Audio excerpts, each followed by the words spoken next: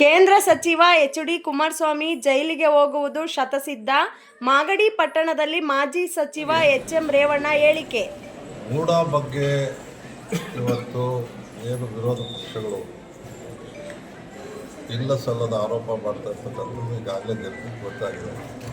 ಕಾರಣ ಇಷ್ಟೇ, ಮಾನ್ಯ ಸಿದ್ದರಾಮಯ್ಯನವರು ಎರಡನೇ ಬಾರಿ ಮುಖ್ಯಮಂತ್ರಿಯಾಗಿ ಇಲ್ಲಿವರೆಗೂ ಕೂಡ ಯಾವುದೇ ಒಂದು ಕೆಟ್ಟ ಹೆಸರು ತಗೊಂಡೆ, ಲಂಚದ ಬಗ್ಗೆ ಇರ್ಬೋದು, ಸ್ವಜನ ಪಕ್ಷಪಾತ ಇರ್ಬೋದು, ಆಡಳಿತದ ವೈದ್ಯರು ಯಾವ ಕೆಟ್ಟ ಹೆಸರು ತಗೊಂಡೆ ಭಾರತದಲ್ಲೇ ಅತ್ಯುತ್ತಮ ಮುಖ್ಯಮಂತ್ರಿಯನ್ನು ಹೆಸರು ಪಡೆದಂಥ ಅವರಿಗೆ ಸಹಿಸಲಾರದೆ ಯಾರಾದರೂ ಇಡೀ ರಾಷ್ಟ್ರದಲ್ಲಿ ಮೋದಿರವರ ಆಡಳಿತವನ್ನು ವಿರೋಧಿಸಿ ಕಟುವಾಗಿ ಮಾತಾಡ್ತಕ್ಕಂಥ ಒಬ್ಬ ನಾಯಕ ಯಾರಾದರೂ ಇದ್ದರೆ ಅದು ಸಿದ್ದರಾಮಯ್ಯ.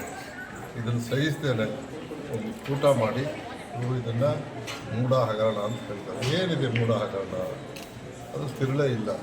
ಯಾಕೆ ಅಂತ ಹೇಳಿದ್ರೆ, ಅವರು ಮುಖ್ಯಮಂತ್ರಿಯಾಗಿ ಈ ಜಮೀನನ್ನು ಕೊಡ್ತಿರೋದಾಗಲಿ, ಅವರ ಹಸ್ತಕ್ಷೇಪ ಆಗಲಿ, ಅವರ ಸಹಿ ಆಗಲಿ, ಅವರ ಇನ್ಫ್ಲೂಯೆನ್ಸ್ ಆಗಲಿ ಬರೋದೇ ಇಲ್ಲ. ಯಾಕೆ ಅಂತ ಹೇಳಿದ್ರೆ, ಈ ಜಾಗ 1935ರಲ್ಲಿ ಇಬ್ಬರು ಹರಾಜಲ್ಲಿ ದಲಿತರು ತಗೊಂಡಿರ್ತಾರೆ. ಹರಾಜಲ್ಲಿ ಅದಾದಮೇಲೆ ಗೋವಿಂದರಾಜನವ್ರ ಫ್ಯಾಮಿಲಿಗೆ ಬರುತ್ತೆ.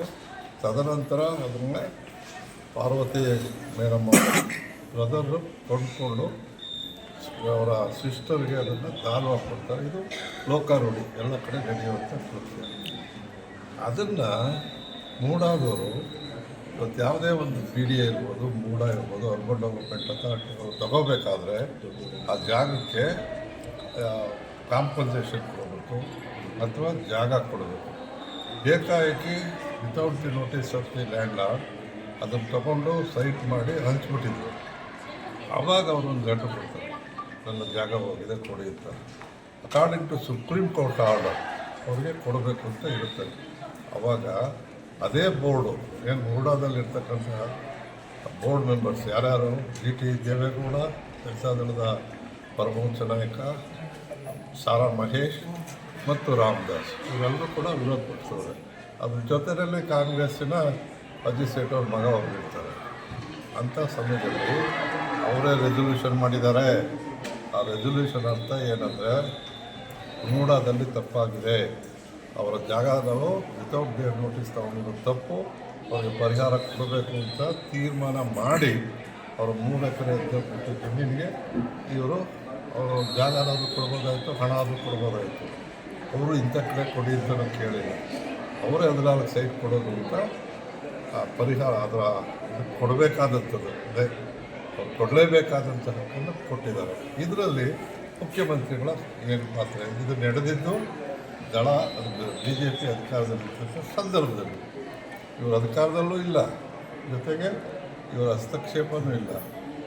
ಇದನ್ನು ಹುಡ್ಕೊಂಡು ನೀವು ಬೆಂಗಳೂರಿನಿಂದ ಮೈಸೂರಿಗೆ ಪಾದಯಾತ್ರೆ ಮಾಡೋದಲ್ಲ. ಪಾದಯಾತ್ರೆಗೆ ಅರ್ಥ ಇದೆಯಾ? ಆ ಪಾದಯಾತ್ರೆನ ಖಂಡಿಸ್ತವ್ರು ಯಾರಪ್ಪ ಅಂದರೆ, ಅದೇ ಯತ್ನಾಳ್ ಗಂಡಸರು, ಅದೇ ನಮ್ಮ ಇನ್ನೊಬ್ಬ ಗೋವಿ ಜನಾಂಗದ ನಾಯಕರು ಅವರು ಗಂಡಸರು ಅನೇಕ ಜನ ಪಾರ್ಟಿಸಿಪೇಟೇ ಮಾಡಲಿಲ್ಲ. ಅದಕ್ಕೆ ಮೊದಲೇ ಏನು ಹೇಳಿದ್ರು ಕುಮಾರಸ್ವಾಮಿ ಅವರು, ನಾವಿವಾಗ ಪಾರ್ಟಿಸಿಪೇಟ್ ಮಾಡೋಣ ಅಂತ. ಯಾಕೆ? ಅದರಲ್ಲೂ ಅರ್ಥ ಇದೆ. ಏನೂ ಜಾಗ ಕಳ್ಕೊಳ್ಳದೆ, ಯಾವುದೇ ರೀತಿಯ ಅವನಿಗೆ ಹಕ್ಕಿಲ್ದೇ 84 ಸೈಟನ್ನು ದೇವೇಗೌಡರ ಕುಟುಂಬ ಪಡೆದಿದೆ. ಅದೇ ಮೂಡದಲ್ಲಿ ಯಾವುದೇ ಜಮೀನು ಹೋಗಿಲ್ಲ, ಏನೂ ಹೋಗಿಲ್ಲ. ಎಂತೆಂಥದ್ರ ಡೀಟೇಲ್ ಇನ್ನೊಂದು ಸಾರಿ ಕೊಡ್ತೇವೆ. ಎಂತೆಂಥವ್ರಿಗೆ ಅಂದರೆ ಮೈನರ್ ಮಕ್ಕಳಿಗೂ ಕೂಡ ಸೈಟ್ನ ಮಾಡ್ಕೊಂಡಿರುವಂಥದ್ದು ದಾಖಲೆ ಇದೆ. ಇದೆಲ್ಲ ಇರೋವಾಗ ಆ ಮೂಡ ಕೇಸ್ ಅಂತ ಹೇಳಿ ಇವತ್ತು ಸಿದ್ದರಾಮಯ್ಯನವರಿಗೆ, ಅದರಲ್ಲೂ ಒಂದು ಕಳಂಕನೇ ಇದ್ದಂಥ ಮುಖ್ಯಮಂತ್ರಿಗೆ ಏನೂ ಇಲ್ಲದೆ ಇರ್ತಕ್ಕಂಥ ಆರೋಪ ಮಾಡಿ ಇವತ್ತು ಮಾತನಾಡ್ತಾ ಇದ್ದಾರೆ.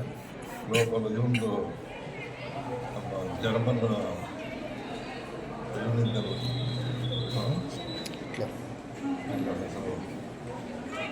ಅವರು ಮಾಡಿದಂಥ ಒಂದು ಮಾತೇನಪ್ಪ ಅಂದರೆ, 100 ಸುಳ್ಳನ್ನು ಹೇಳ್ತಾನೆ ಇದ್ದರೆ ನಿಜ ಆಗಿದೆ.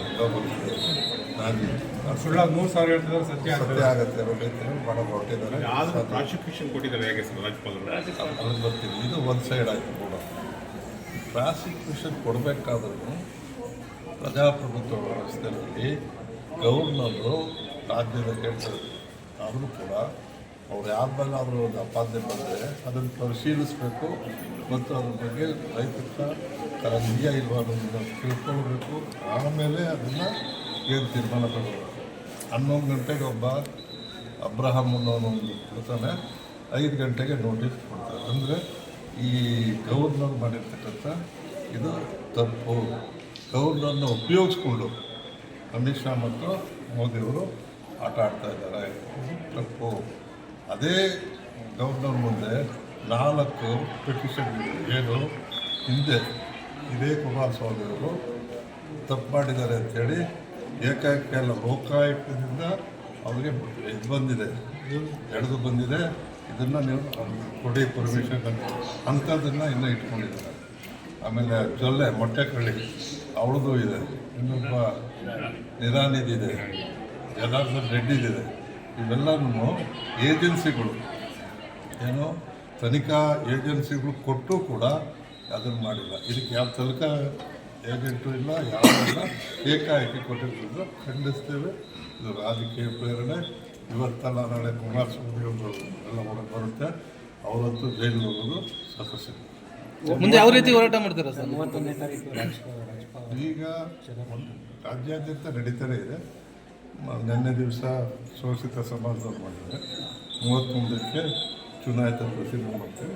ನಾವು ನ್ಯಾಯಾಲಯದಲ್ಲೂ ಹೋರಾಟ ಮಾಡ್ತೇವೆ, ಹೊರಗಡೆನೂ ಜನಕ್ಕೆ ತಿಳಿಸ್ತೇವೆ. ಯಾಕೆ ಅಂತ ಹೇಳಿದ್ರೆ ಈ ಪಾದಯಾತ್ರೆ ಮಾಡೋದಲ್ಲ, ಪಾದಯಾತ್ರೆ ಇತಿಹಾಸಗಳು ಕಾಂಗ್ರೆಸ್ಸಿನ ಉಪ್ಪಿನ ಸತ್ಯಾಗ್ರಹ, ದಂಡಿನ ಸತ್ಯಾಗ್ರಹ